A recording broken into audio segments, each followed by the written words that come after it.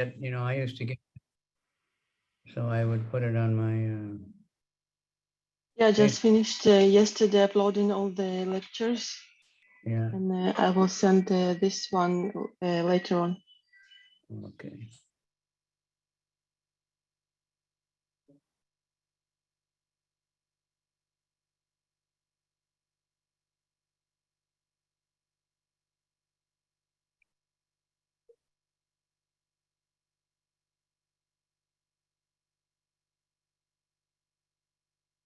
Narayanam namaskritya naram chaiva narottamam devim saraswatim vyasam tato jayam udimaya.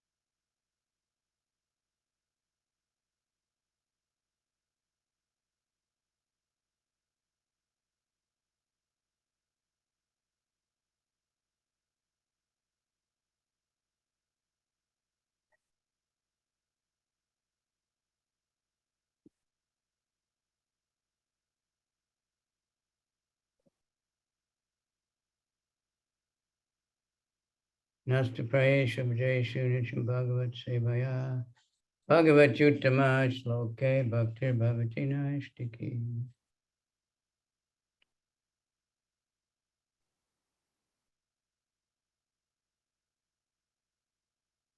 Tebhyo gnya samabhavan chatvarim sach panchacha ta evai na panchashat sakam pitri pitamaha. From those three sons, another 45 descendants have generated, who are also fire gods. The total number of fire gods is therefore 49, including the fathers and the grandfather. Мы читаем четвертую песнь Шримад Бхагаватам, первая глава, 61 стих. 3 сына Агни и Свахи произвели на свет 45 детей, которые тоже стали богами огня. Таким образом, в общей сложности, включая отцов и деда, существует 49 богов огня.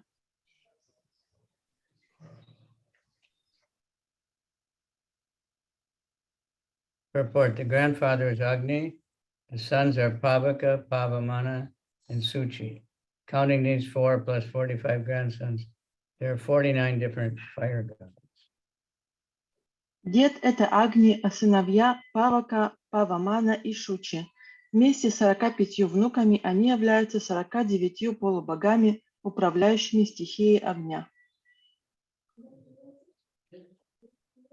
Vaitanike karmane yan namavir brahmavadivi agne ya istayo yagne nirupyante gayastute.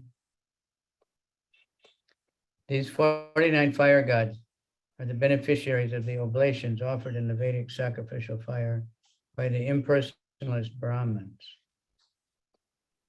Эти 49 богов огня наслаждаются дарами, приносимыми в жертвенному огню во время совершения ведических обрядов, которые проводят браманы-имперсоналисты.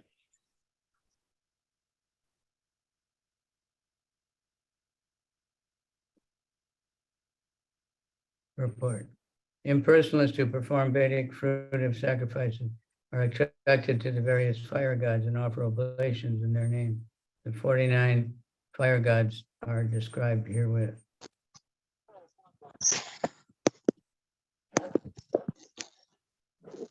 Имперсоналисты, которые совершают ведические жертвоприношения для достижения кармических целей, привержены к различным богам огня и потому приносят им жертвенные дары.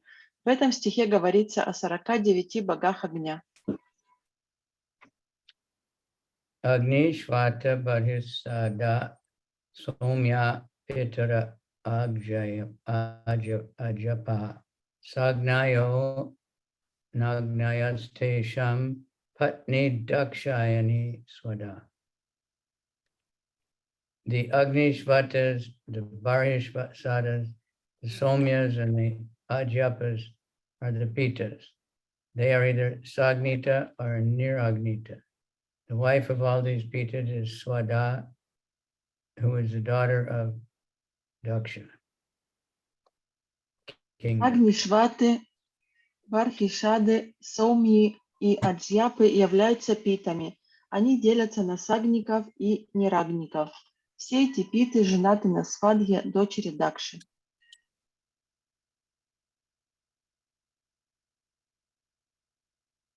Devyo Dadara Tanye Dwe Vayunam Dadanim Swada Ube Te Brahma Vadinyo Gyana Vigyana Parage.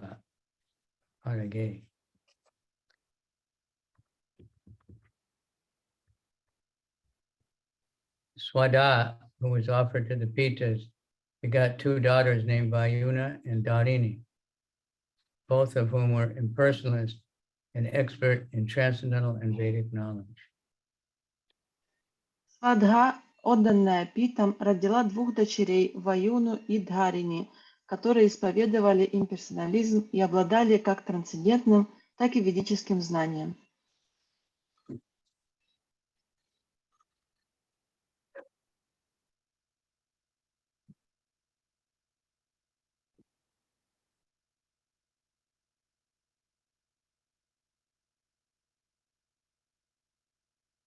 Bhavasya Patni Tu Sati Bhavam Devam Anuvrata Atmana Sadrisham Putram Nalebe Guna Shilata. The 16th daughter, whose name was Sati, was the wife of Lord Shiva. She could not produce a child, although she was always faithfully engaged in the service of her husband. 16-я дочь Дакши, которую звали Сати, стала женой Господа Шивы. У нее не было детей, несмотря на то, что она всегда верно служила своему мужу. I think we read this one. Pritar Yaprari Rupe Sway Bhavaya Nagase Rusha Apro Daivat Manatmanam Ajahad Yoga Samyuta.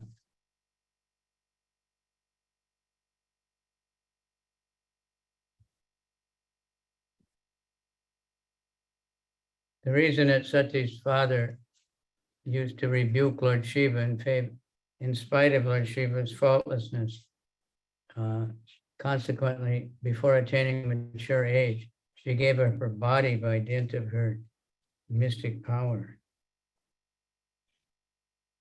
Виной тому был отец Сати Дакша, который постоянно бранил Господа Шиву, хотя его не в чем было упрекнуть. Из-за этого Сати пришлось воспользоваться мистической силой йоги и оставить свое тело до того, как она достигла зрелого возраста. She was very young at that, and she had the power to just burn up her body by meditation. Она была очень молода, You know, и maybe у 10 нее years. было... Maybe she was like 10 years old. Ей было тогда лет 10, и у нее была очень такая большая мистическая сила. Она могла во время медитации спалить свое тело. Lord Shiva, being the head of all mystic yogis, never even constructed a home for his residence. Sati was the daughter of a great king, Daksha. And because his younger daughter, Sati, had chosen Shiva as her husband, Daksha was not very much satisfied with her. Therefore, whenever she met her father, he unnecessarily criticized her husband, although Lord Shiva was faultless. Because of this, before attaining mature age, Sati gave up the body given by her father, Daksha, and therefore she could not produce a child. Thus ends the Bhaktivedanta purport of the fourth canto, first chapter of the Srimad Bhagavatam, entitled Genealogical Table of the Daughters of Manu. Будучи покровителем всех йогов-мистиков, Господь Шива не имеет даже собственного дома. Сати была младшей дочерью великого царя Дакши, но из-за того, что она выбрала себе в мужья Господа Шиву, Дакша был недоволен ею, поэтому при каждой встрече с ней он начинал поносить ее мужа, хотя Шива ничем не заслужил такого отношения к себе. Это послужило причиной того, что Сати покинула свое тело, данное ей отцом Дакшей, прежде чем достигла зрелого возраста, поэтому она не оставила после себя потомства. Так заканчивается комментарий Бхактивиданты к первой главе четвёртой песни Шримад Бхагаватам, которая называется «Родословная дочерей Ману». This is a new chapter, Dakṣa Curses Lord Śiva.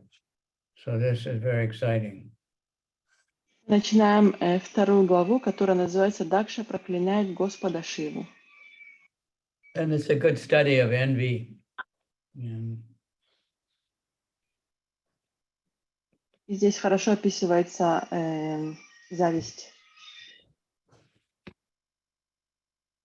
somehow, Lord Shiva is his older brother, but he doesn't like him.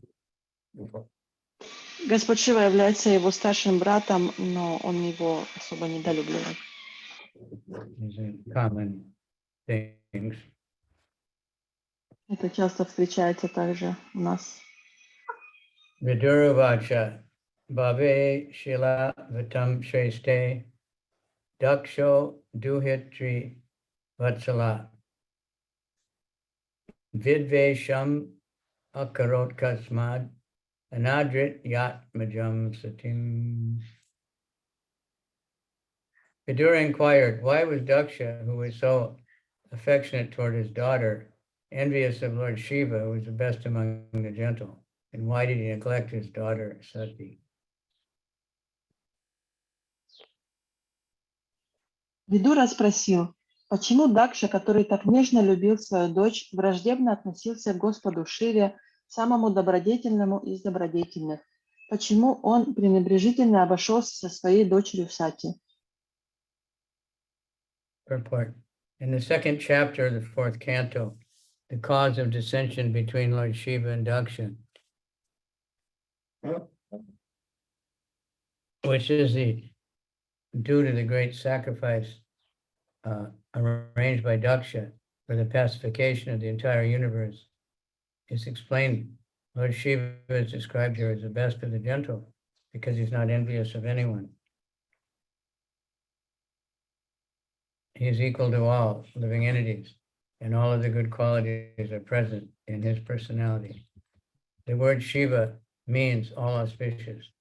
No one can be an enemy of Lord Shiva, for he is so peaceful and renounced that he does not even construct a house for his residence, but lives underneath a tree, always detached from all worldly things.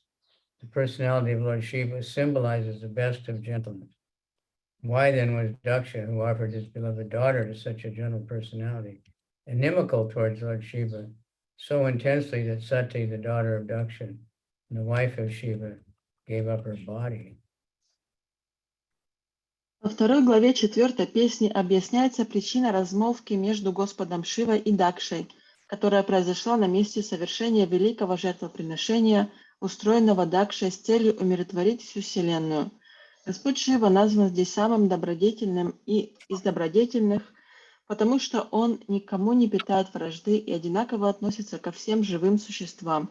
Ему присущи также все остальные добродетели. Слово «Шива» означает «всемилостивый». У Господа Шивы не может быть врагов, так как он очень миролюбив и настолько отрешен от всего мирского, что не хочет даже строить для себя дом, предпочитая жить под деревом. Господь Шива является образцом благородства и добродетели. Почему же тогда Дакша, отдавший свою любимую дочь безупречному во всех отношениях Господу Шиве, относился к нему с такой враждебностью, что Сати, дочери Дакши и жене Господа Шивы, пришлось оставить свое тело? Kastam Sharacharaguram Nirvairam Shantavigraham Atmaramam Katam Dvesti Jagato Daivatam Mahat.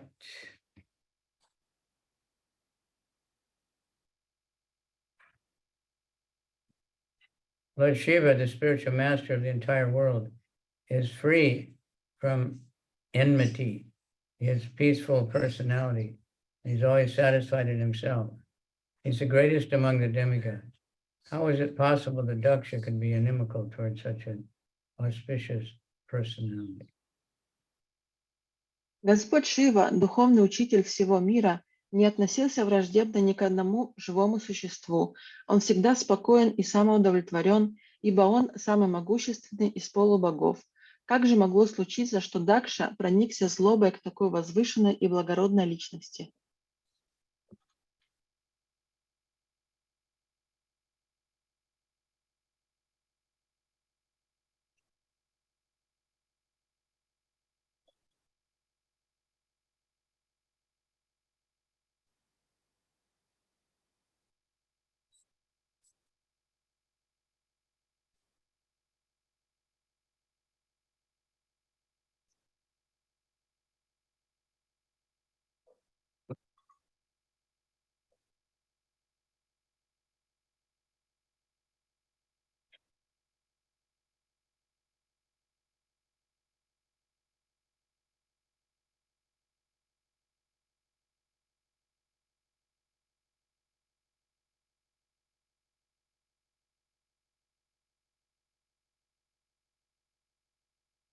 Purport. Lord Shiva is described as Charachara Guru, spiritual master of all animate and inanimate objects.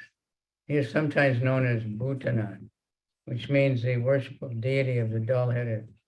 Bhuta is sometimes taken to indicate the ghost. Lord Shiva takes charge of reforming persons who are ghosts and demons, not to speak of others who are godly. Therefore, he is a spiritual master of everyone, both the dull and the demoniac, and the highly learned Vaishnava. It is also stated Vaishnavanam Yata Shambhu. Shambhu, Lord Shiva, is the greatest of all Vaishnavas. On one hand, he is the worshipable object of the dull demons. On the other, he is the best of all Vaishnavas or devotees. And he has a sampradaya called the Rudra Sampradaya. Even if he's an enemy or is sometimes angry, such a personality cannot be the object of envy. So Vidura, in astonishment, asked why he was taken as such, especially by Daksha. Daksha is also not an ordinary person. He's a Prajapati, in charge of fathering population. And all his daughters are highly elevated, especially Sati. The word Sati means the most chaste. Whenever there is a consideration of chastity, Sati, this wife of Lord Shiva and daughter of Daksha, is considered first. Vidura, therefore, was astonished. Daksha is such a great man, he thought, and he's the father of Sati, and Lord Shiva is the spiritual master of everyone. How then could there be possibly so much enmity between that Sati, the most chaste daughter, would give up her body because of their quarrel?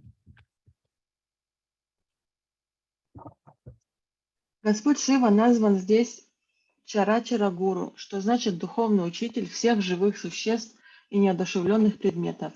Иногда его называют также Бхутанатхай, что значит божество, которому поклоняются скудоумные.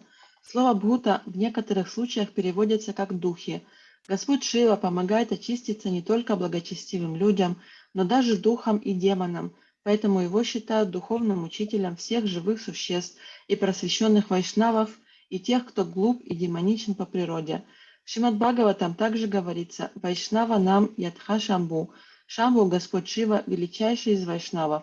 С одной стороны, он объект поклонения глупых демонов, а с другой – лучший из вайшнавов, преданных Господа, и им основана одна из сампрадай – Рудра Сампрадая.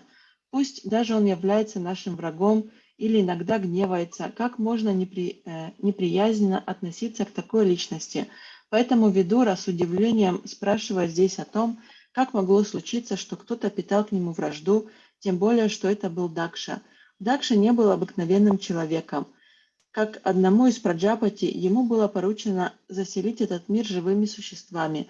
Все его дочери были украшены добродетелями, и среди них особенно выделялась Сати. Слово Сати означает «самая целомудренная». Из всех женщин Сати жена Господа Шивы и дочь Дакши считается самой целомудренной. Поэтому Видура выражает здесь свое удивление. Дакша занимал такое высокое положение, думал он, и к тому же он отец Сати, а Господь Шива – духовный учитель всех живых существ. Почему же между ними возникла такая непримиримая вражда, что Сати, самой целомудренней из богинь, пришлось оставить тело?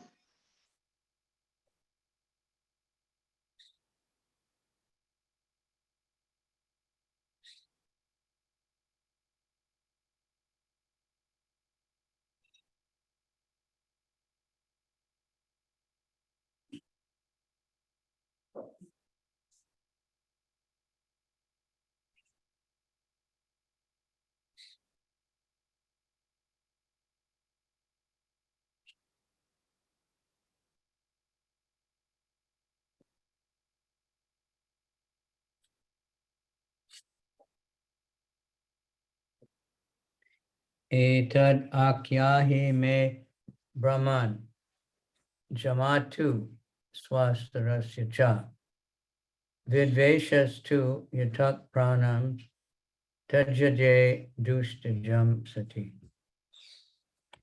My dear Maitreya, to part with one's life is very difficult. Would you kindly explain to me how such a son-in-law and father-in-law could quarrel so bitterly that the great goddess Sati would give up her life? Дорогой Майтрея, расставаться с жизнью всегда очень трудно. Будь добр, объясни мне, из-за чего зять и тесть поссорились так жестоко, что великой богине Сати пришлось покончить с собой.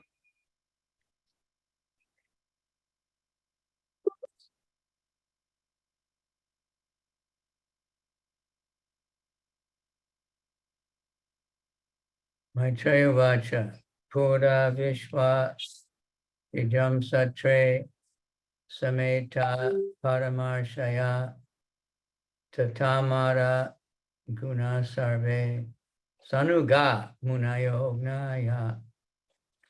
The sage Maitreya said, in former time, the leaders of the universal creation performed a great sacrifice in which all the great sages, philosophers, demigods, and fire gods assembled with their followers.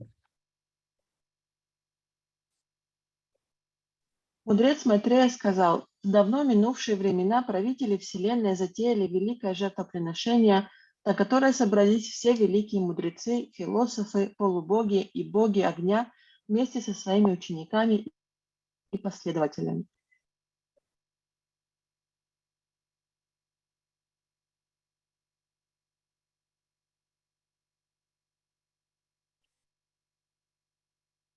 Upon being asked by Vidura, the sage Maitreya began to explain the cause of the misunderstanding between Lord Shiva and Daksha, because of which the goddess Sati gave up her body. Thus begins the history of a great sacrifice performed by the leaders of universal affairs, creation, namely Marichi, Daksha, and Vashishta. These great personalities arranged for the great sacrifice for which demigods like Indra and fire gods assembled with their followers. Lord Brahma and Lord Shiva were also present.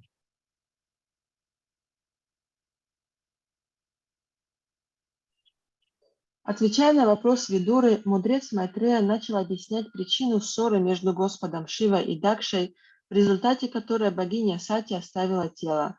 Так начинается повествование о великом жертвоприношении, которое совершали правители Вселенной Маричи, Дакша и Васишта. Эти великие праджапати устроили великое жертвоприношение, на которое пришли Индра, боги огня и другие полубоги со своими свитами.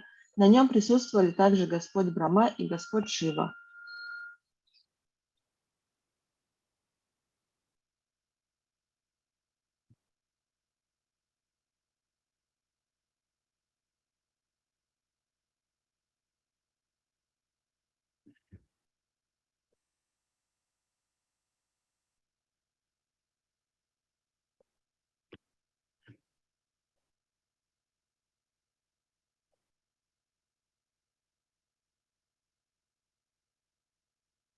Tatra pravishtam rishayo jistvarkam ivarochisa prajamanam viti miram kurvatam tan mahatsada. When Daksha, the leader of the Prajapatis, entered the assembly, his personal body luster, as bright as the effulgence of the sun, the entire assembly was illuminated, and all the assembled personalities became insignificant in his presence. Wow, big man. Когда Дакша, глава Праджапати, вошел в это собрание, яркое, как свет солнца, сияние, исходившее от его тела, залило весь зал, так что все собравшиеся на жертвоприношение померкли перед ним.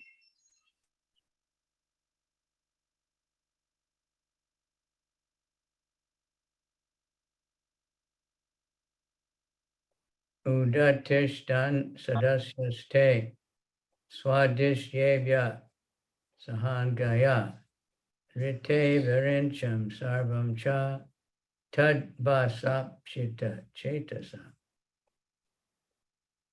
Influenced by his personal body luster, all the fire gods and other participants in that great assembly, with the exceptions of Lord Brahma and Lord Shiva, gave up their sitting place and stood in respect for Daksha. Пораженные сиянием его тела, все боги огня и остальные участники жертвоприношения, кроме Господа Брамы и Господа Шивы, в знак уважения к Дакше встали со своих мест. Sadasaspati bir Daksho Bhagavan Sadhu Satkrita Ajam Loka Gurum Natva Nishasada Tad Agnaya. Daksha was adequately welcomed by the residents of the Great Assembly, Lord Brahma. After offering Lord Brahma respect, Daksha, by the order of Brahma, properly took his seat. Господь Брахма, председательствовавший на том собрании, по всем правилам приветствовал Дакшу, а Дакша, поклонившись Господу Брахме, по его слову сел на свое место. Pran nishanam mridam drishtva namrishat tad anadrita uvacha vanam chakshurvyam abhivikshya anam daham iva. Before taking his seat, however, Daksha was very much offended to see Lord Shiva sitting and not showing him any respect. At that time, Daksha became greatly angry and his eyes glowing. He began to speak very strongly against Lord Shiva. Однако, прежде чем занять свое место, Дакша заметил, что Господь Шива не встал и не выказал ему никакого почтения, и это сильно задело его. Он страшно разгневался и, сверкая глазами, начал поносить Господа Шиву.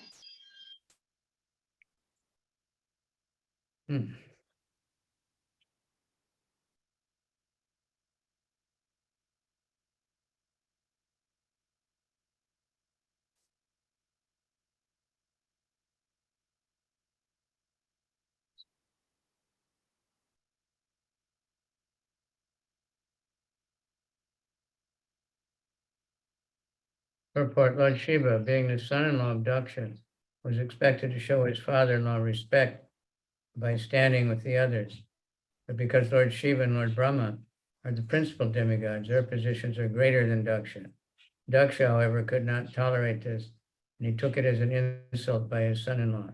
Previously also, he was not very much satisfied with Lord Shiva, for Shiva looked very poor and niggardly in dress. Господь Шива, будучи зятем Дакши, должен был оказать тестю почтение, встав со своего места, как это сделали другие. Но поскольку Господь Брахма и Господь Шива являются главными полубогами, они занимают более высокое положение, чем Дакша.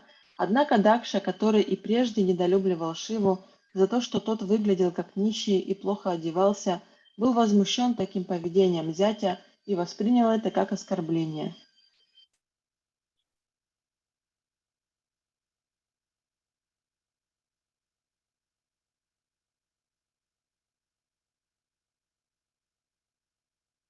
Shutyatam Brahmarshayo me Sahadeva Sahagya Sadhunam Bruvato Vritam Nagyanan na cha matsara. All sages, Brahmins, and fire gods present, please hear me with attention, for I speak about the manners of gentle persons. I do not speak out of ignorance or envy. О мудрецы, браманы и боги огня, пожалуйста, выслушайте меня. Я буду говорить о том, как должны вести себя воспитанные люди. Поверьте мне, мною движет не невежество и не злоба. So we know if somebody is saying, I'm not envious, that they are envious. Мы знаем, что если кто-то говорит, что я не завидую, то он да завидует.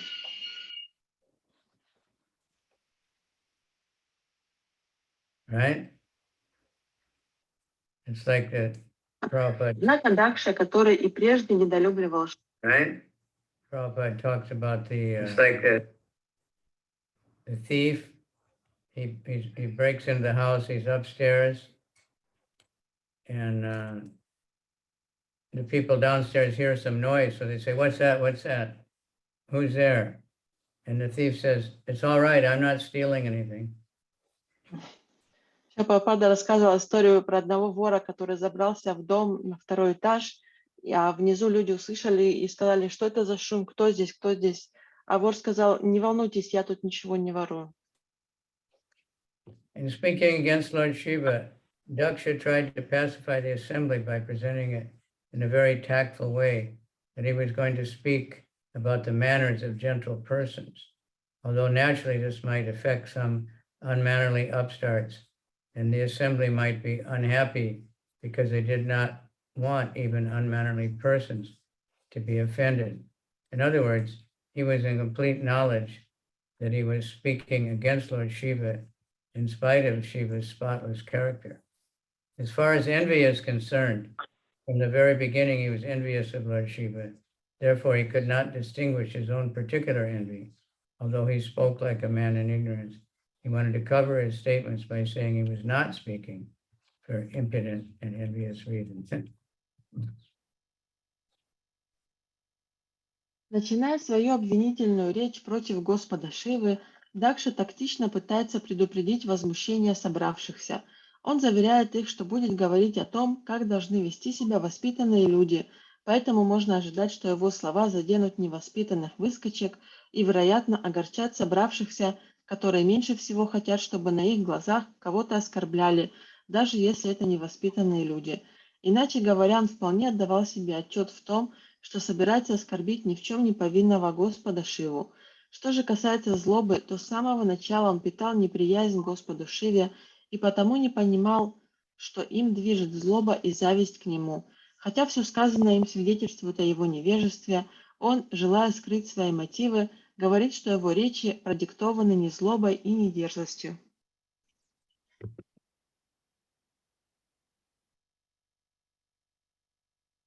Ayam tu lokapalanam yashogo nirapatrapa sadbir acharita panta yena stabdena dushita.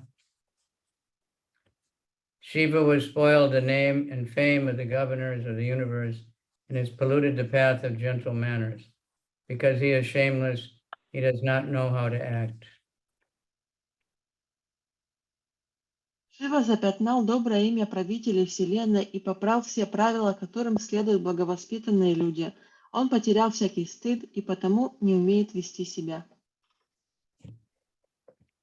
Purport. Daksha wanted to impress upon the minds of all the great sages assembled in that meeting that Shiva, being one of the demigods, had ruined the good reputations of all the demigods by his unmannerly behavior.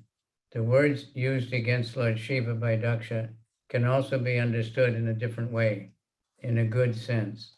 For example, it's stated that Shiva is Yasogya, which means one who spoils name and fame. So this can also be interpreted to mean that he was so famous that his fame killed all other fame. Again, Daksha used the word nirapatrapa, which also can be used in two senses. One sense is one who is shameless. Another sense is one who is a maintainer of persons who have no other shelter. Generally, Lord Shiva is known as the Lord of the Bhutas, or lower grade of living creatures. They take shelter of Lord Shiva because he's very kind to everyone and is very quickly satisfied. Therefore, he's called Asutosh. To such men who cannot approach other demigods or Vishnu, Lord Shiva gives shelter. Therefore, the word Nira Pachapa can be used in this sense.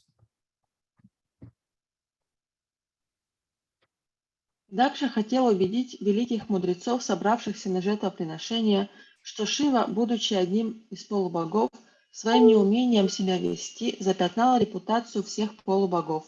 Однако слова, которые Дакша употреблял, понося Господа Шиву, можно также истолковать по-другому, в положительном смысле. Так, например, он назвал Шиву Яшогна, что значит «тот, кто бросает тень на репутацию». Но это же слово может означать, что его слава затмевает славу всех прочих живых существ. Другое слово, которое употребил Дакша, Нира Патрапа, тоже имеет два значения. Первое – потерявший стыд, а второе – покровитель тех, у кого нет иного прибежища. Господа Шиву часто называют повелителем бхутов, низших живых существ. Они принимают покровительство Господа Шивы, так как он очень добр ко всем и его очень легко умилостивить. Поэтому его называют Ашутошей. Он принимает под свое покровительство всех, кто не способен служить другим полубогам или Вишну. Следовательно, слово Нирапатрапа может указывать также на это.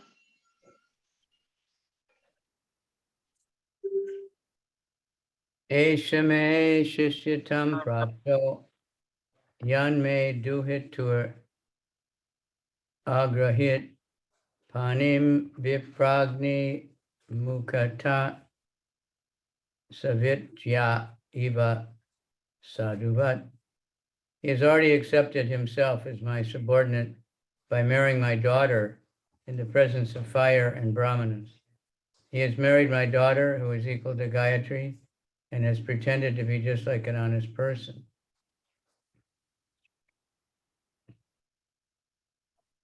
Перед жертвенным огнем и браманами он взял в жены мою дочь и тем самым признал мое превосходство над собой. Женившись на моей дочери, которая ни в чем не уступает Гайатри, он старался произвести впечатление честного человека.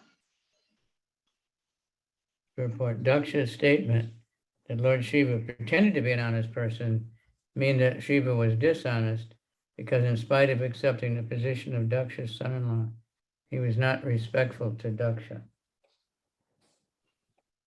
Утверждая, что Господь Шива старался произвести впечатление честного человека, Дакша хочет сказать, что Шива поступил непорядочно, так как не оказал ему почтения, которое зять должен оказывать своему тестю.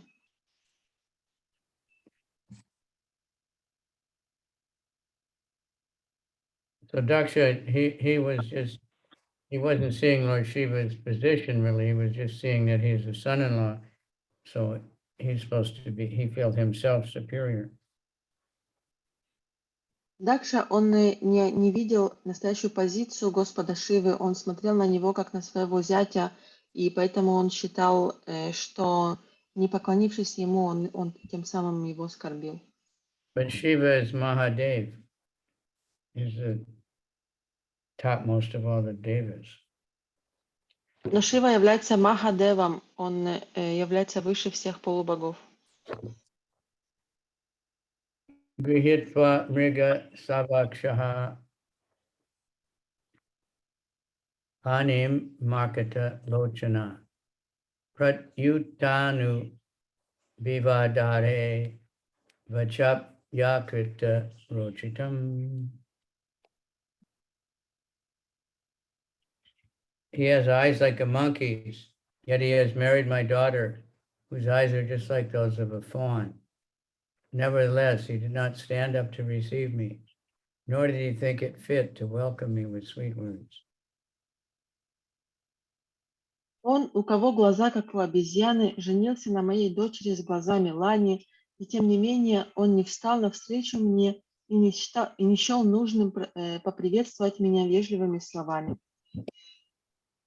Lupta kriya yasuchaye manine binasat setave Anicham apyadambalam sudrayo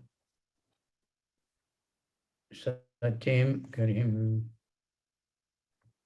I had no desire to give my daughter this person who has broken all rules of civility because of not observing the required rules and regulations.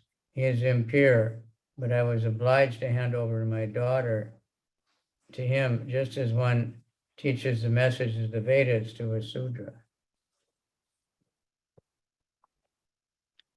У меня не было ни малейшего желания отдавать свою дочь этому невежде, который пренебрегает всеми правилами приличия.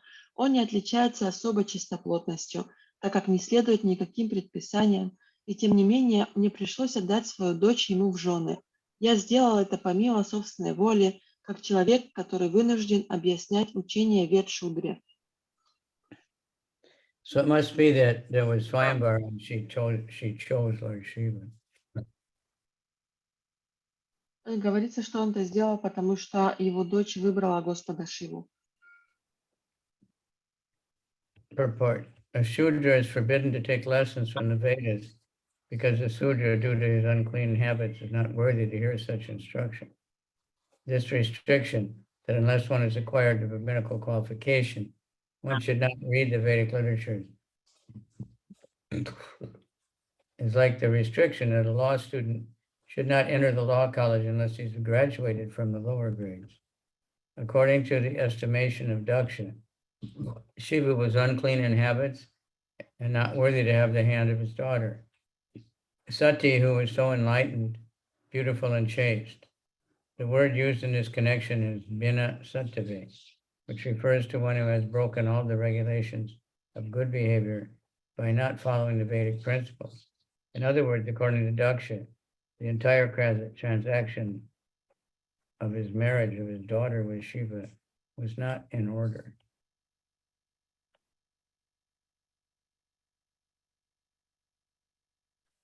Шудрам запрещено изучать Веды, так как из-за своей нечистоплотности шудры недостойны слушать ведические наставления.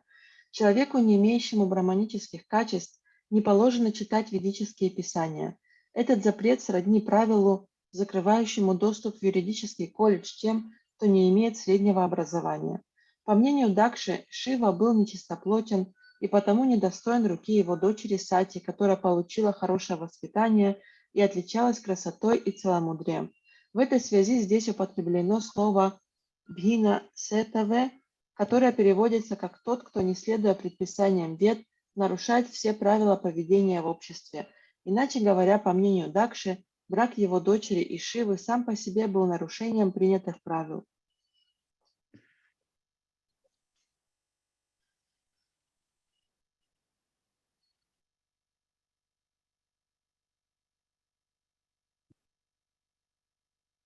So he had to, as a father, he had to do what the daughter wanted in spite of the fact that he didn't like it. Как отец, ему пришлось делать то, что его дочь хочет, несмотря на то, что ему это не нравилось. Preta vaseshu godeshu pretaya bhuta gunayarita atat yunmat tavan nagno vyukta kesho hasamrudam chitta basma kritat snana preta shan nirasti bhushana shiva padesho yavisho mato mata janapriya pati pramata natanam tamo matrat makat mano. He lives in a filthy places like crematorium, and his companions are ghosts and demons, naked like a madman.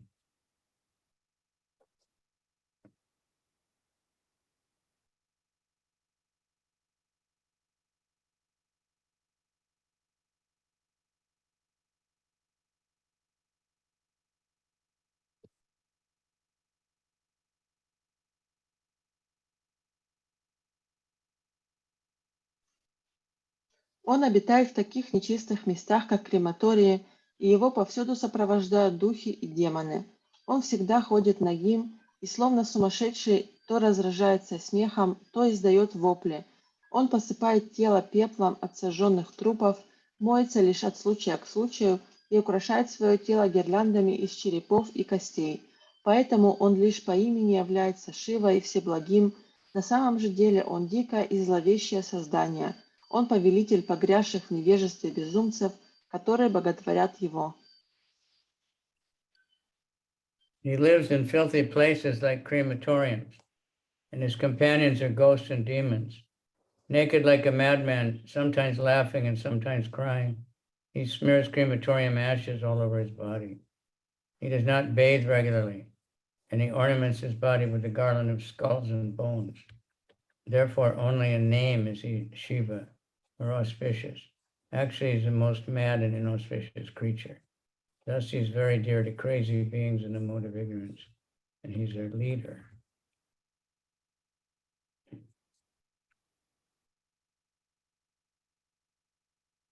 Он обитает в таких нечистых местах, как крематории, и его повсюду сопровождают духи и демоны. Он всегда ходит нагим и, словно сумасшедший, то разражается смехом, то издает вопли. Он посыпает тело пеплом от сожженных трупов, моется лишь от случая к случаю и украшает свое тело гирляндами из черепов и костей. Поэтому он лишь по имени является Шивой Всеблагим. На самом же деле он дикое и зловещее создание. Он повелитель погрязших в невежестве безумцев, которые боготворят его. Purport. Those who do not regularly bathe are supposed to be in association of ghosts and crazy creatures. Lord Shiva appeared to be like that, but his name Shiva is actually befitting, for he's very kind to persons who are in the darkness of the mode of ignorance, such as unclean drunkards who do not regularly bathe. Lord Shiva is so kind that he gives shelter to such creatures and gradually elevates them to spiritual consciousness. Although it is very difficult to raise such creatures to spiritual understanding, Lord Shiva takes charge of them.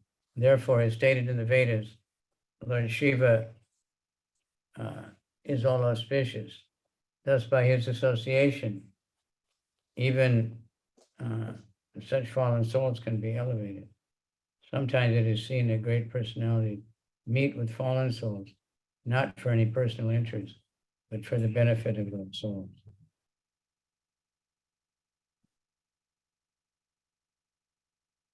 Те, кто не моется регулярно, как правило, связаны с духами, привидениями и сумасшедшими.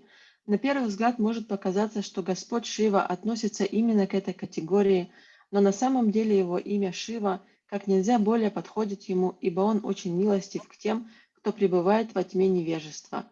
К числу его подопечных относятся, например, нечистоплотные пьяницы, которые моются только от случая к случаю. Господь Шива настолько добр, что берет под свое покровительство таких существ и помогает им постепенно подняться на более высокий уровень развития и обрести духовное знание. So Prabhupada, he had that mood. he came and associated with those kind of people, intoxicated, addicted to sex life, and he made them all into devotees. So Lord Shiva's mercy, the hippies were imitating Lord Shiva with the long hair and dirty clothes and weird dress and everything.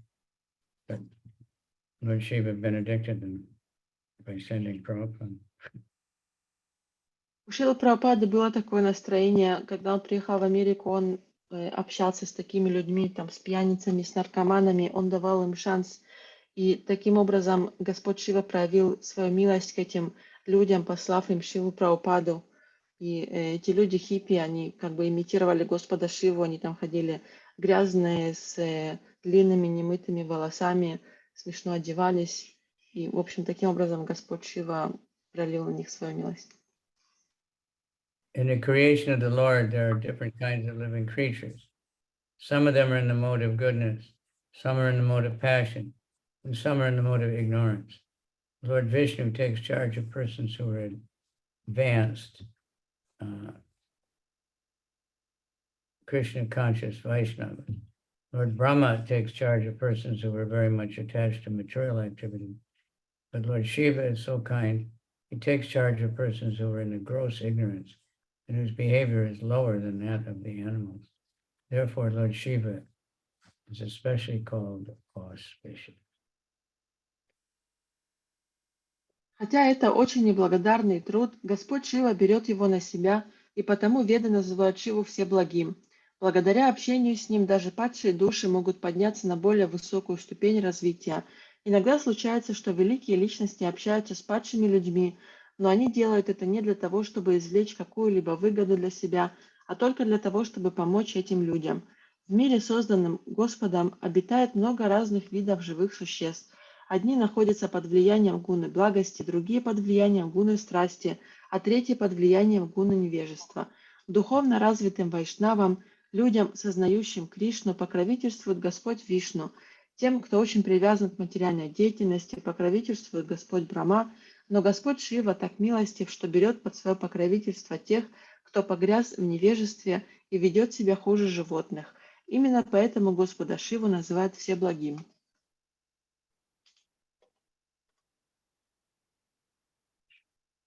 So Shiva means auspicious. Шива также означает «всеблагой».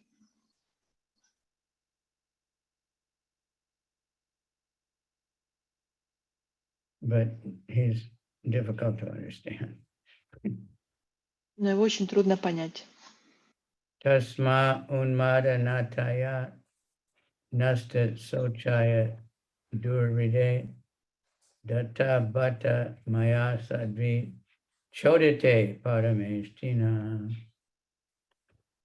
On the request of Lord Brahma, I handed over my chaste daughter to him, although he is devoid of all cleanliness, and his heart is filled with such nasty. Невзирая на его нечистоплотность и на то, что сердце его полно скверны, по настоянию Господа Брамы я согласился отдать ему в жены свою целомудренную дочь.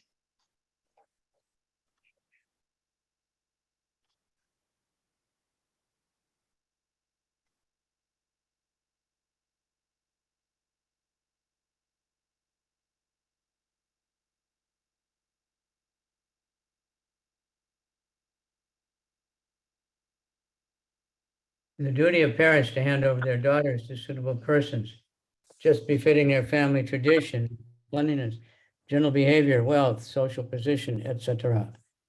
Daksha was repentant that on the request of Brahma, who was his father, he had handed over his daughter to a person who, according to his calculation, was nasty. He was so angry that he did not acknowledge that the request was from his father. Instead, he referred to Brahma as Parameshti, the supreme teacher in the universe. Because of his temperament of gross anger, he was not even prepared to accept Brahma as his father. In other words, he accused even Brahma of being less intelligent because he advised Daksha to hand over his beautiful daughter to such a nasty fellow. In anger, one forgets everything, and thus Daksha, in anger, not only accused the great Lord Shiva, but criticized his own father, Lord Brahma, for his not very astute advice that Daksha hand over his daughter to Lord Shiva. Долг родителей выдать свою дочь замуж за достойного человека, который составит с ней хорошую пару. Будущие муж и жена должны иметь сходное представление о чистоплотности и правилах поведения, происходить из семьи одного круга, одинакового достатка и так далее. Поэтому Дакша раскаивался в том, что по настоянию своего отца Брамы отдал свою дочь в жены Шиве, который, по его мнению, был существом грязным и невежественным. В гневе он даже не захотел признать, что это требование исходило от его отца. Он называет здесь Браму Парамештхи, что значит «верховный учитель Вселенной». Ослепленный гневом, он был готов отказаться даже от собственного отца. Иными словами, Дакша обвинил Браму в недальновидности, пеняя ему, что он посоветовал Дакше отдать свою прекрасную дочь в жены такому нечистоплотному субъекту. В гневе человек забывает обо всем на свете, и Дакша, охваченный гневом, не только осыпал ругательствами великого Господа Шиву, но и упрекнул собственного отца, Господа Браму, за то, что тот дал ему не очень разумный совет отдать свою дочь в жены Господу Шиве. Maitreya Vinindyavam Sagirisham Apratipam Avastitam Daksho Tapa Upasprisya Kruda Saptum Prachakrame. Sage Maitreya continued, thus Daksha, seeing Lord Shiva sitting as if against him, washed his hands and mouth and cursed him in the following words. Мудрец Майтрея продолжал. Увидев, что Господь Шива продолжает сидеть, словно желая досадить ему, Дакша омыл руки, ополоснул рот и предал его проклятию, произнеся такие слова. Ayam tu deva yajana indro pendra divir bhava sahabhagam na labatam devar deva gunadamaha. The demigods were eligible to share the oblations of sacrifice, but Lord Shiva, who is the lowest of the demigods, should not have a share. Каждый полубог имеет право на долю даров, приносимых в жертву, но Господь Шива, последний из полубогов, отныне лишается своей доли. Purport by His Divine Grace A.C. Bhaktivedanta Swami Prabhupada. Because of this curse, Shiva was deprived of his share of the oblations of Vedic sacrifices. It was due to the curse of Daksha. Sri Vishwanath Chakravarti comments in this connection that Lord Shiva was saved from the calamity of taking part with other demigods who were all materialistic.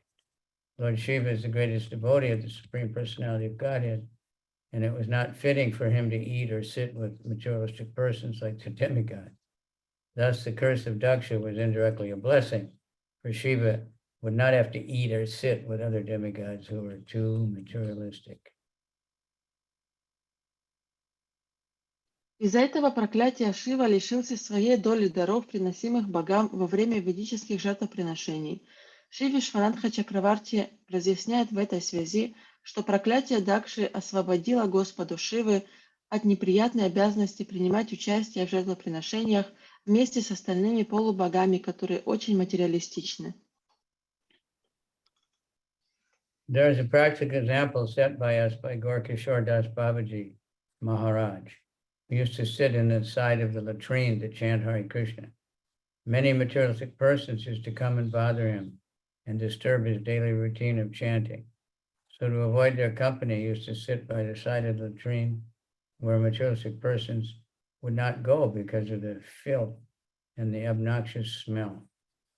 However, Gorkishore Das Babaji was so great that he was accepted as a spiritual master of such a great personality as His Divine Grace A.C. Om Vishnupad Sri Srimad Bhakti Siddhanta Saraswati Goswami Maharaj. The conclusion is that Lord Shiva behaved in his own way to avoid materialistic persons who might disturb him.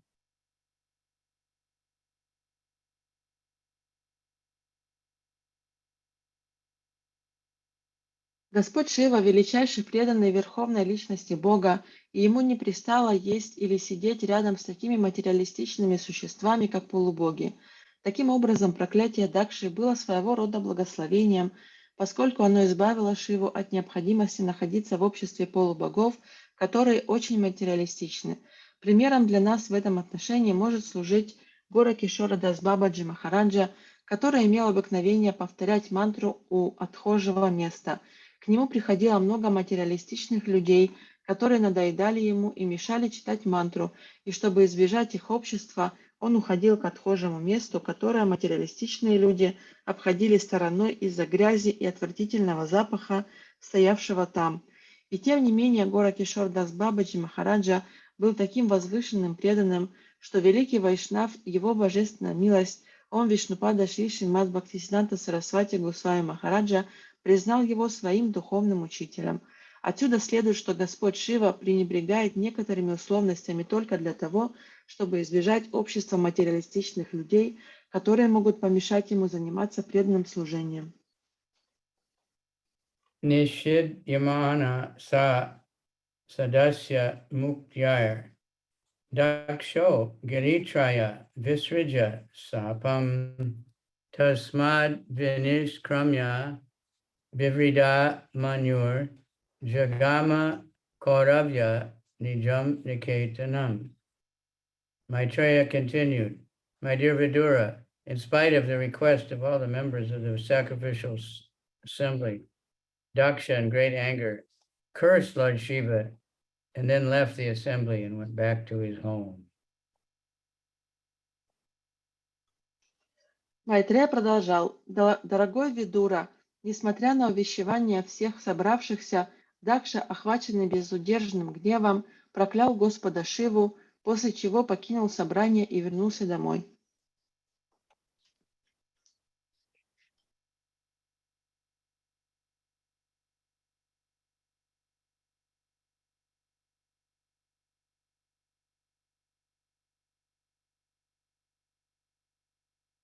Purport. Anger is so detrimental that even a great personality like Daksha, out of anger, left the arena where Brahma was presiding, and all the great sages and pious saintly persons were assembled. All of them requested him not to leave, but infuriated he left, thinking that the auspicious place was not fit for him. Puffed up by his exalted position, he thought that no one was greater than him in argument. It appears that all the members of the assembly, including Lord Brahma, requested him not to be angry and leave their company. But in spite of all these requests, he left.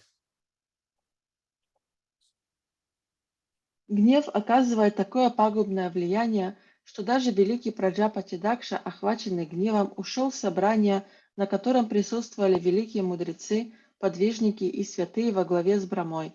Все просили его остаться, однако вне себя от ярости он покинул собрание, сочтя унизительным оставаться в этом священном месте. Возгордившись своим высоким положением, он думал, что его слова непререкаемы. Из этого стиха явствует, что все собравшиеся, включая Господа Браму, просили его умерить свой гнев и не покидать их общество, однако, несмотря на их просьбы, он покинул место, где должно было состояться жертвоприношение. Таковы последствия слепого гнева. Yaetan marcham udisha bhagavat yaprati druhi druyat yagya pritagdristis tatvato vimukha bhavet. Anyone who has accepted Daksha as the most important personality and neglected Lord Shiva because of envy is less intelligent, because of visualizing in duality will be bereft of transcendental knowledge.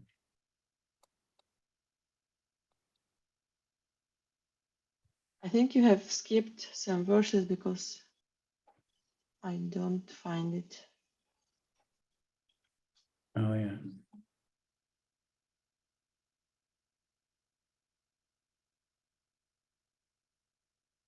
Wow, something happened crazy.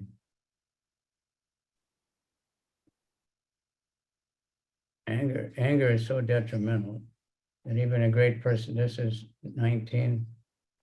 Yeah.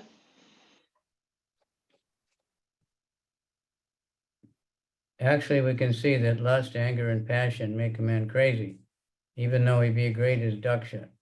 The very name Daksha suggests that he was expert in all material activities, but still, because of his aversion towards such saintly personality as Shiva, he was attacked by those three enemies, anger, lust, and passion. Lord Chaitanya therefore advised that one be very careful not to offend Vaishnava. He compared offenses toward Vaishnava to be a mad elephant. As a mad elephant can do anything horrible, so when a person offends a Vaishnava, he can perform any abominable action. Таковы последствия слепого гнева. Поэтому в Бхагавад-гите говорится, что если человек стремится достичь ощутимых результатов в духовной практике и развить в себе духовное сознание, он должен остерегаться вожделения, гнева и гуны страсти. На этом примере можно видеть, что даже великий человек, такой как Дакша, может потерять рассудок под влиянием вожделения, гнева или страсти. Само имя Дакши указывает на то, что он был очень искушен в материальной деятельности, и все же из-за неприязни, которую он питал к такому возвышенному преданному, как Шива, он подвергся нападению этих трех врагов – гнева, вожделения и страсти. Поэтому Господь Чайтанья советовал нам ни в коем случае не позволять себе оскорблять вайшнавов. Он сравнил оскорбление вайшнавов с бешеным слоном. Бешеный слон может натворить много бед, и подобно этому от человека, оскорбившего вайшнава, можно ожидать чего угодно.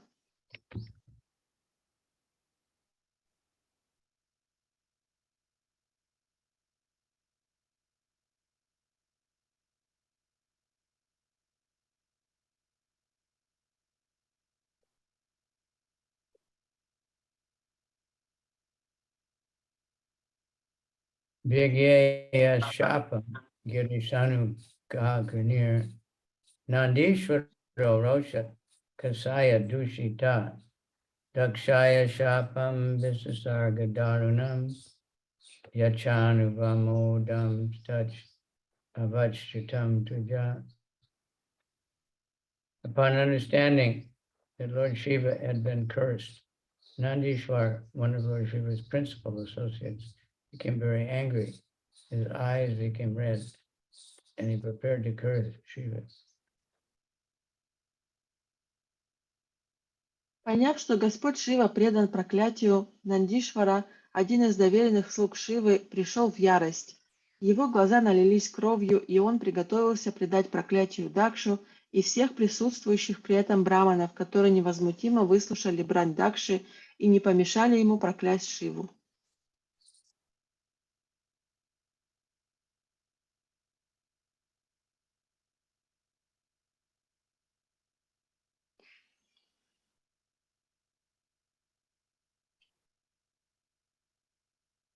Upon understanding that Lord Shiva had been cursed, Nandishwar, one of Shiva's principal associates, became greatly angry.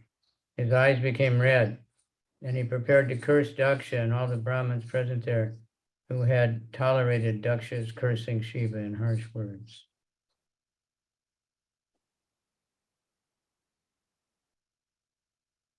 Поняв, что Господь Шива предан проклятию, Нандишвара, один из доверенных слуг Шивы, пришел в ярость. Его глаза налились кровью, и он приготовился предать проклятию Дакшу и всех присутствующих при этом браманов, которые невозмутимо выслушали брань Дакши и не помешали ему проклясть Шиву. Purport: there's a long-standing dissension among some of the neophyte Vaishnavas and Shaivites who are always at loggerheads. When Daksha cursed Lord Shiva in harsh words, some of the Brahmanas present might have enjoyed it because some Brahmanas do not very much admire Lord Shiva. This is due to their ignorance of Lord Shiva's position. Nandishwara was affected by the cursing, and he did not follow the example of Lord Shiva, who was also present there.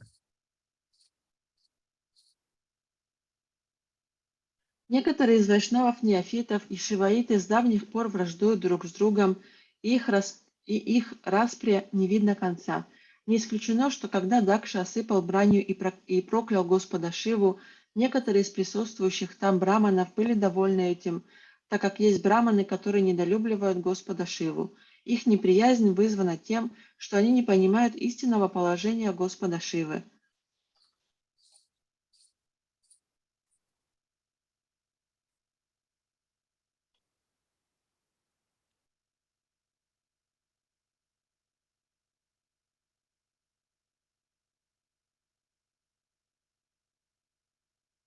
Although Lord Shiva could also have cursed Daksha in a similar way, he was silent and tolerant, but Nandishwara, his follower, was not tolerant.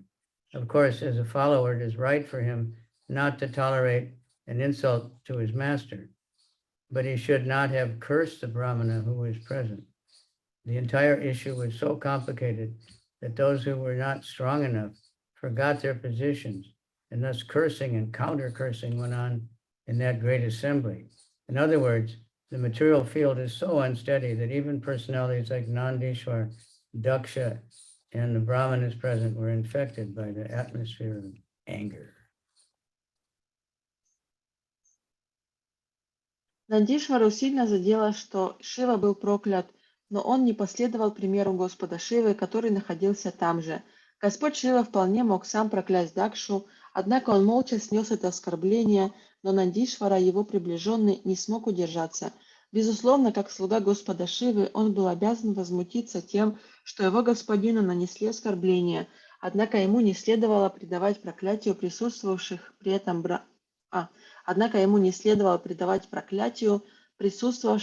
браманов. Ситуация была такой запутанной, что те, кто не обладал достаточно сильным характером, забыли о приличиях и начали осыпать друг друга проклятиями. Иначе говоря, материальное существование так шатко и неустойчиво, что даже Нандишвара, Дакша и многие из присутствовавших там браманов поддались влиянию гнева, который витал в воздухе.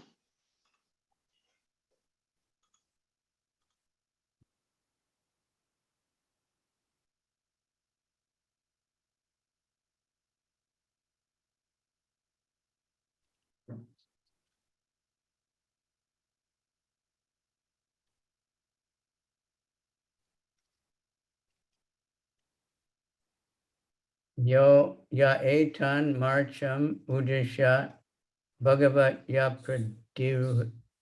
pradruhi druhat yagya pritag dristis tatvato vimukha bhavat. Anyone who has accepted Daksha as the most important personality and neglected Lord Shiva because he is of envy, is less intelligent, and because of visualizing in duality, will be reft of transcendental knowledge. Те, кто считает Дакшу важной особой и ослепленные злобой, пренебрежительно относятся к Господу Шиве, лишены разума. И поскольку такие люди видят только противоположности этого мира, в конце концов они лишатся трансцендентного знания.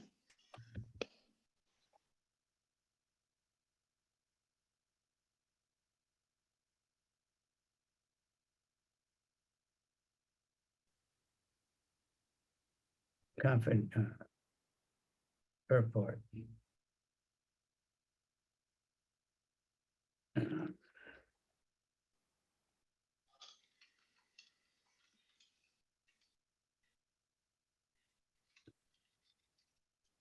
The first curse by Nandishwar is that anyone supporting Daksha was foolishly identifying himself with the body. Therefore, because Daksha had no transcendental knowledge, supporting him would deprive one of transcendental knowledge. Daksha, Nandishwar said, identified himself with the body like other materialistic persons and was trying to derive all kinds of facilities in relationship with the body. He had excessive attachment for the body in relation to the body, wife, children, home, and other such things, which are different from the soul. Therefore, Nandishwar's curse was that anyone who supported Daksha would be bereft of transcendental knowledge of the soul, and thus deprived of transcendental knowledge of the Supreme Personality of Godhead.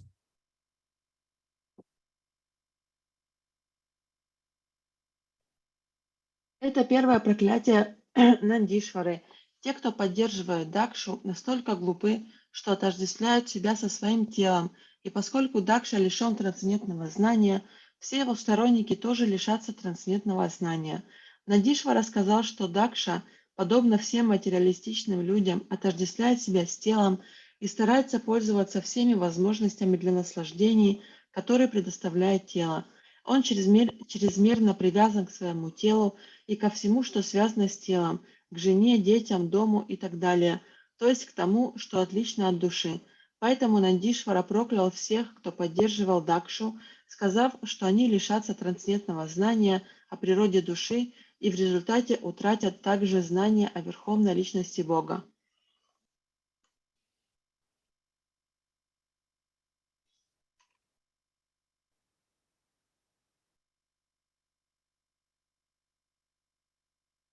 griheshu kuta dharmeshu sakto gramya sukechaya karma tantram vitanute vedavada vipanadi.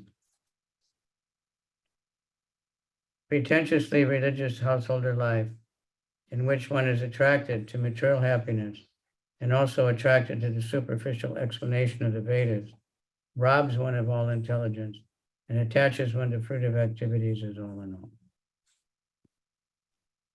Жизнь семейного человека, притворяющегося религиозным, но привязанного к материальному счастью и поверхностным толкованиям вед, сулящим это счастье, отнимает у него последние остатки разума и приковывает его к кармической деятельности, которая становится единственным смыслом его существования.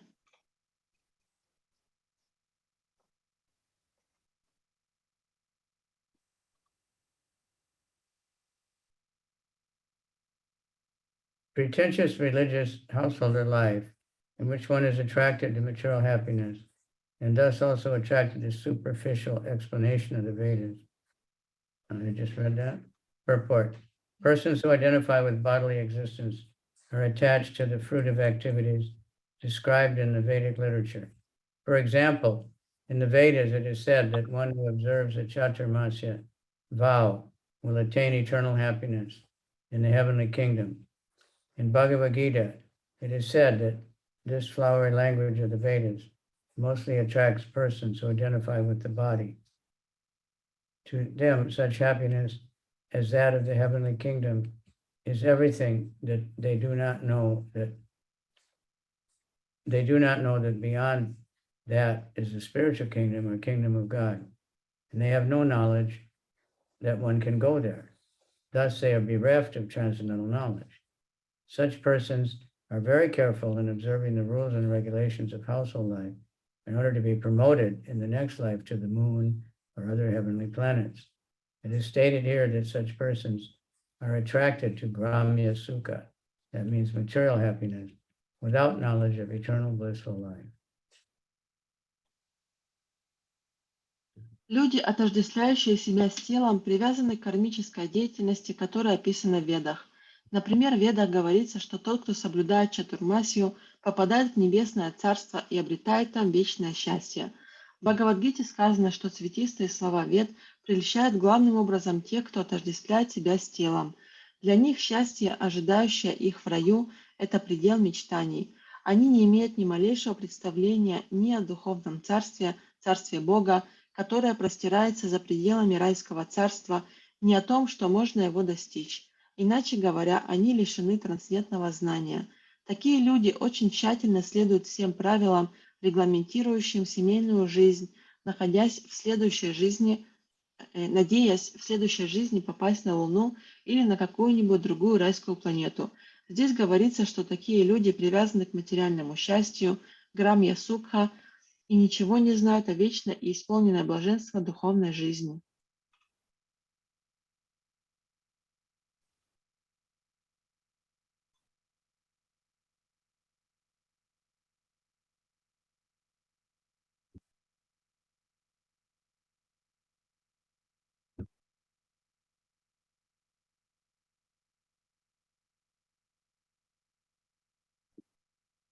Bhuja parabhya yinya visritatma gati pashu stri kama sova atitaram daksho hasta mukho charat. Daksha had accepted the body as all in all. Therefore, since he has forgotten the Vishnu pada or Vishnu gati, he is attached to sex life only. Within a short time, he will have a face of a goat. Сознание Дакши целиком сосредоточено на собственном теле. Он полностью забыл о Вишну-паде или Вишну-гате и привязан только к плотским наслаждениям, поэтому в скором времени на месте его головы будет красоваться голова козла. So Prabhupada said one time, Daksha, expert at sex.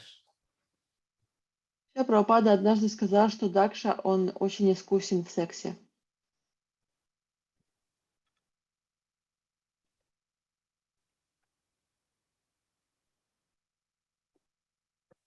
expert at sex. We could have many, many children. Он мог производить большое потомство. Vidya buddhir avidyayam karma mayam asojada samsaran viha ye chamum anu sarva brahmaninam. Those who have become as dull as matter by cultivating materialistic education and intelligence are nesciently involved in fruitive activities. Such men have purposely insulted Lord Shiva. May they continue in the cycle of repeated birth and death. Невежественные люди, которых материальные познания и материалистический склад ума сделали такими же тупыми, как безжизненная материя, поглощены кармической деятельностью. Эти люди сознательно нанесли оскорбление Господу Шиве. Пусть же они навеки останутся в круговороте рождений и смертей. The three curses mentioned above are sufficient to make one as dull as stone, void of spiritual knowledge, and preoccupied with materialistic education, which is nescience. After uttering these curses, Nandishvara then cursed the Brahmanas to continue in the cycle of birth and death because of their supporting Daksha in blaspheming Lord Shiva. Трех проклятий, произнесенных Нандишварой, вполне достаточно, чтобы человек стал туп, как булыжник, утратил духовное знание и пустился на поиски материальных знаний, которые, по сути, являются неведением. Произнеся эти проклятия, Нандишвара еще раз проклял браманов и сказал, что они навеки останутся в круговороте рождений и смертей за то, что приняли сторону Дакши, оскорбившего Господа Шиву. Gira Shutaya Pushpinya Madhu Gandena Budina Matna Chonmati Tatmana Samu Yantu Hara Dvisha. May those who are envious of Lord Shiva, being attracted by the flowery language of the enchanting Vedic promises, and who have thus become dull, always remain attached to fruitive activities. Пусть же враги Господа Шивы, прельщенные цветистым слогом и щедрыми посулами вед, и отупевшие из-за этого, вечно будут привязаны к кармической деятельности. Purport. The Vedic promises of elevation to higher planets for a better standard of materialistic life are compared to flowery language, because in a flower there's certainly an aroma, but that aroma does not last for very long. In a flower there's honey, but that honey is not eternal. Веды сулят своим приверженцам исполненную материальных удовольствий жизнь на высших планетах, поэтому язык вед называют цветистым. Цветы источают аромат, но этот аромат недолговечен. В каждом цветке есть мед, но этот мед быстро кончается. And honey is very interesting, that only a bee can get the honey out of the flower. И у меда очень интересная природа, только пчелы могут извлекать мед из цветков. At least I've never heard of any scientific machine or something where they can extract honey from flowers. Я никогда не слышал о никакой машине или каком-то аппарате, который мог бы извлекать мед из цветков. And the bee picks up such tiny amounts, but somehow altogether they can make tons of honey. И каждая пчела, она может собирать очень маленькое количество, но и так или иначе совместно они делают такое количество меда. The bee can find flowers, we can't even see them, they're so small, and they can get something from. Пчелы могут найти даже такие цветы, которые мы не можем видеть, они очень маленькие, и даже из них они извлекают какой-то мед. At the same time, they fertilize the plant so it can reproduce. В то же время они разносят пыльцу на другие растения для того, чтобы они смогли Sarva Bhaksha Dvija Vrityai Drita Vidya Tapovrataha, Vita Dehendriyarama Yachaka Vicharantiha. These brahmanas take to education, austerity, and vows only for the purpose of maintaining the body. They shall be devoid of a discrimination between what to eat and what not to eat. They will acquire money begging from door to door simply for the satisfaction of the body. Эти браманы учатся, совершают аскезы и дают обеты только ради того, чтобы заработать средства к существованию. Позже они перестанут различать, что можно есть и чего нельзя, и будут зарабатывать на жизнь, прося подаяния только ради того, чтобы ублажить свое тело.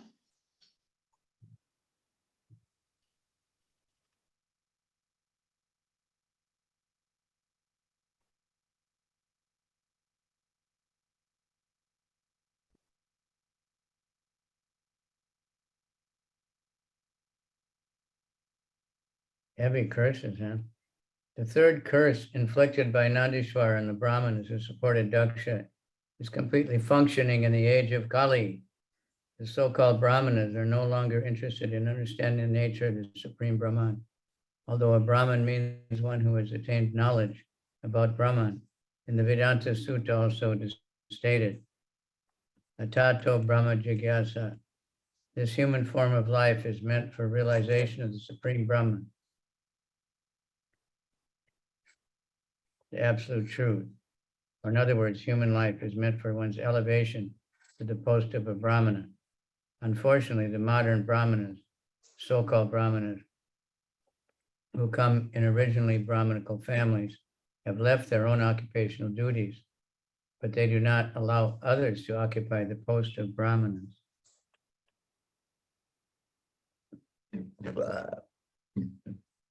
Третье проклятие, которому Нандишвара предал браманов, принявших сторону Дакши, полностью сбылось в век Кали. В наше время так называемые браманы не стремятся больше постичь природу верховного брамана, хотя само слово брамана означает тот, кто обладает знанием о брамане. Веданта Сутра также утверждает Адхато Брахма Джигьяса, предназначение человека постичь верховного брамана, абсолютную истину. Иными словами, человеческая жизнь дается нам для того, чтобы достичь положения брамана. К сожалению, современные браманы или те, кто считают себя браманами только на том основании, что они родились в семьях браманов, не выполняют своих обязанностей и в то же время мешают другим исполнять функции браманов.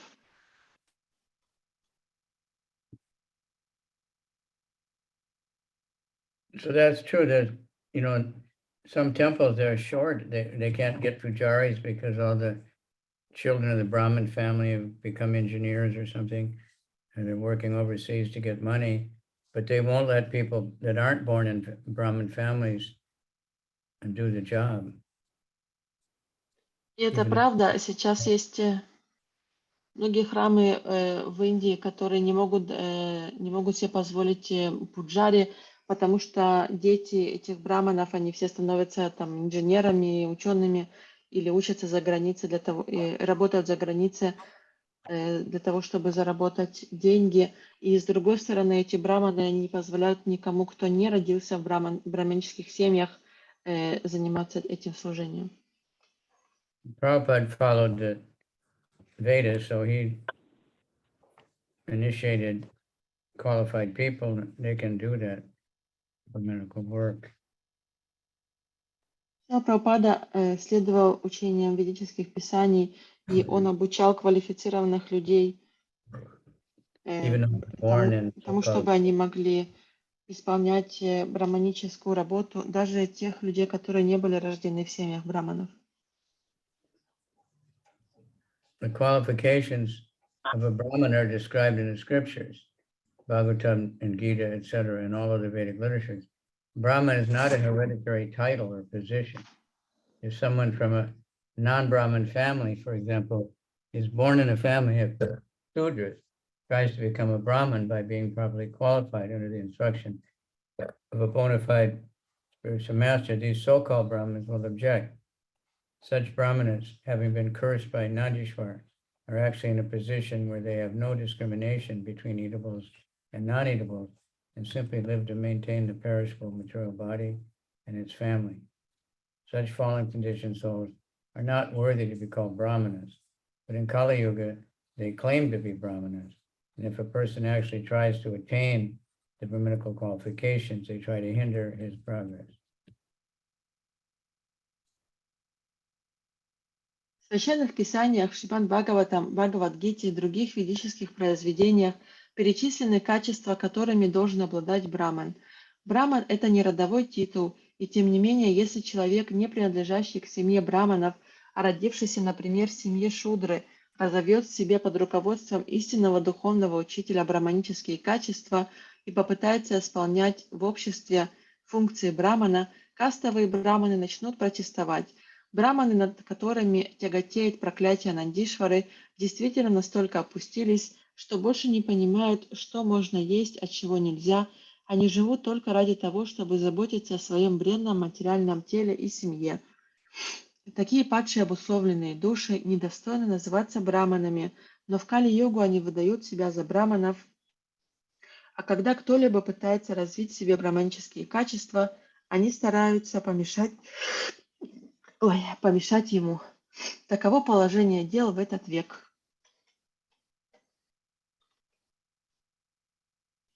Chaitanya Mahaprabhu condemned this principle very strongly. During his conversation with Ramananda Roy, he said that regardless of whether a person is born in a Brahmin or a Sudra family, regardless whether he's a householder or a sannyasi, if he knows the science of Krishna, he must be a spiritual master. Chaitanya Mahaprabhu had many so-called Sudra disciples like Haridas Thakur and Ramananda Roy.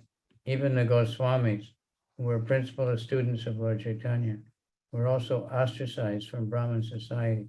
But Chaitanya Mahaprabhu, by his grace, made them first-class Vaishnava. Чайтанья Махапрабху сурово осудил это. Беседуя с Раманандой Раем, он сказал, что независимо от того, происходит человек из семьи Брамана или Шудры, является он семейным человеком или саньяси, если он сведущ в науке о Кришне, он должен быть духовным учителем. Среди учеников самого Чайтаньи Махапрабху было много так называемых шудр, например, Харидас Такур и Рамананда Рай. Даже Госвами, ближайшие ученики Господа Чайтаньи, были в свое время изгнаны из касты браманов, но Чайтанья Махапрабху по своей милости сделал их первоклассными вайшнавами.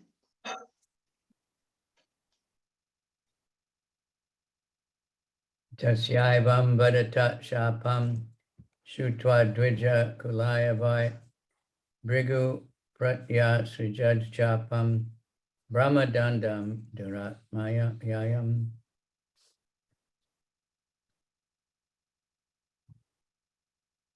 When all the hereditary brahmanas were thus cursed by Dandishwar, the sage Brigu, as a reaction, condemned the followers of Lord Shiva with this very strong Brahminical curse. Just see that anger drove everybody crazy.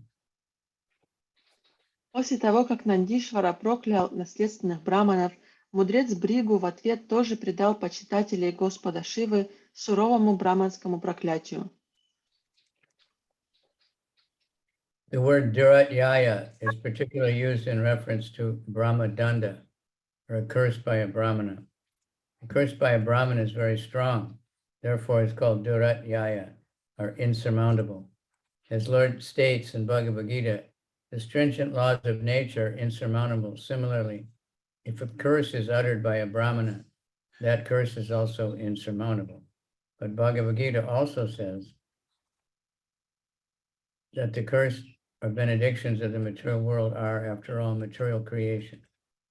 The Chaitanya Charitamrita confirms that that which is accepted in this material world to be a benediction and that which is taken to be a curse are both on the same platform because they're all material.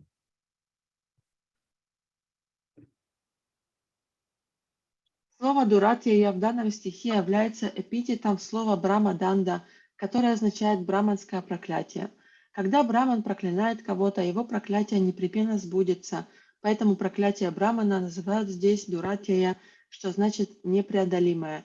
Господь говорит в Бхагавад-гите, что суровые законы природы непреодолимы, и аналогично этому проклятие, произнесенное Браманом, тоже непреодолимо. Однако вместе с тем в Бхагавад-гите сказано, что в материальном мире проклятия и благословения мало чем отличаются друг от друга, ибо и то, и другое порождение материальной энергии.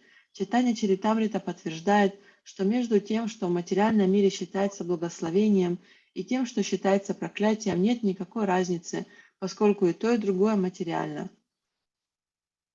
And everybody has a different idea of what is good or bad, what is a curse or what is a blessing. И у каждого свое представление о том, что такое хорошо, что такое плохо, и чем является проклятие, а чем благословение.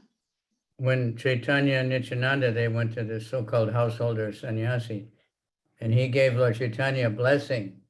You will have all kinds of material opulence and you'll enjoy like anything. Однажды, когда Господь Чайтанья и Нитянанда посетили одного брамана, домохозяина, то тот благословил у Господа Чайтанью, что у него будут все материальные блага, которые он только захочет. And Lord Chaitanya said, no, why don't you give me, Krishna prema, give me bhakti. And this stupid guy said, no, this poor young boy, he doesn't understand what life's all about. His mind is polluted. А Господь Чайтанья сказал, почему, нет, почему ты не дал мне Кришна према или бхакти? А тот домохозяин сказал, бедный и несчастный молодой парень, он даже не знает, что из себя жизнь представляет. Another time, another Brahmin, he cursed Lord Chaitanya that you will never have any material happiness. И в другой раз, другой браман, он проклял Господа Чайтанью и сказал, что у тебя никогда не будет материального счастья. And Lord Chaitanya said, thank you very much. Господь Чайтанья сказал, ой, спасибо большое. So everybody has different ideas, Поэтому у всех разные представления об этом. Another time, long ago, there was a famine and there was no food for a long time. В другое время была засуха, и очень долго не было пищи.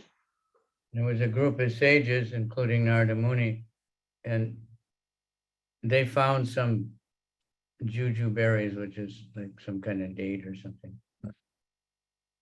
И группа преданных во главе с Нарада Муни, они нашли какие-то ягоды, которые, они похожи на финики чем-то.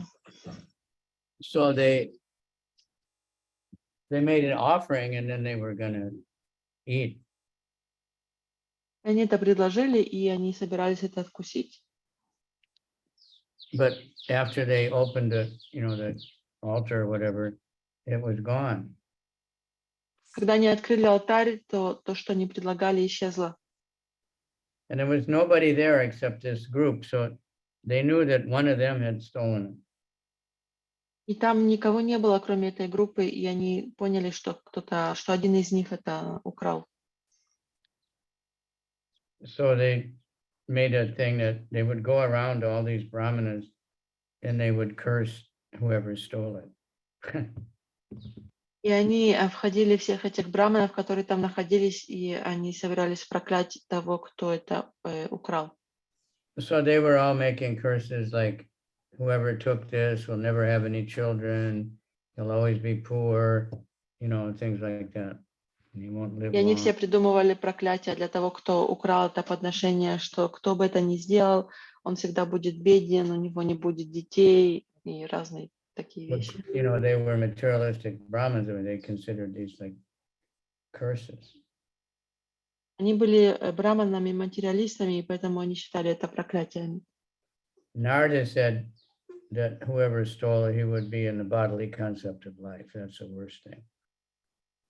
И Нарада сказал, что тот, кто это украл, он всегда будет находиться в телесном представлении о жизни, и это самое тяжелое проклятие. So we'll finish this. To get out of this material contamination, one should take shelter of the Supreme Personality of Godhead, as recommended in Bhagavad Gita 7:14. Mameva ye prapajante mayametam tarantite. The best path is to transcend all material curses and benedictions and take shelter of the Supreme Lord Krishna and remain in a transcendental position. Persons who have taken shelter of Krishna are always peaceful. They are never cursed by anyone, nor do they attempt to curse anyone. That is the transcendental position. А чтобы избавиться от материальной скверны, необходимо принять покровительство Верховной Личности Бога, о чем говорится в Бхагавад-гите. Самый лучший выход из положения – это подняться над всеми материальными проклятиями и благословениями и, найдя прибежище у Верховного Господа Кришны, оставаться трансцендентным к этому миру. Те, кто принял покровительство Кришны, всегда невозмутимы, их никто не проклинает, и сами они не пытаются никого проклясть. Таково трансцендентное положение преданного Господа.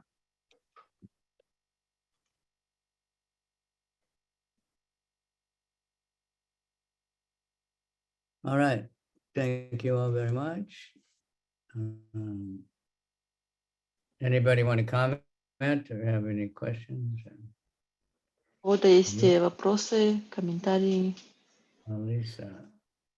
So we have a big crowd today.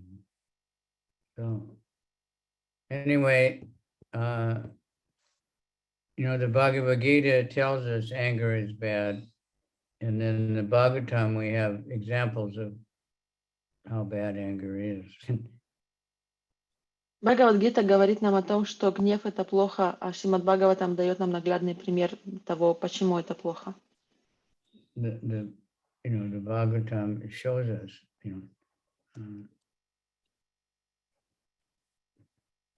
in real life, examples of everything. Бхагаватам показывает нам примеры из настоящей жизни, как это все происходит. It also shows us the power of bhakti and devotion and all the good things. И он также показывает нам примеры хороших вещей, таких как бхакти и преданность. We can read about the best demon, the worst of the demons, Hiranyakashipu, and the best devotee, Prahlad.